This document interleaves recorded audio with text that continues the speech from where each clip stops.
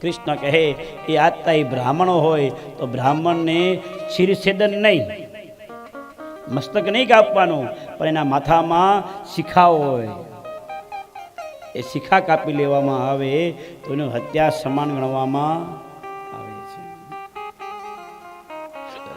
કેમ? તો કે બ્રાહ્મણની શિખા છે એનું સન્માન છે. અને કોઈ મોટો માણસ હોય એને જો જાહેરમાં અપમાન કરવામાં આવે ને તો એનું મૃત્યુ સમાન છે.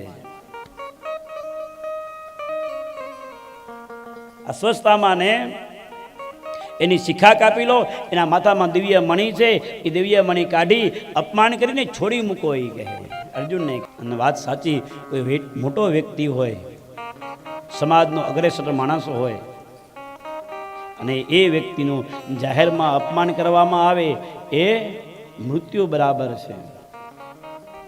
બ્રાહ્મણના દીકરાને મરાય નહીં,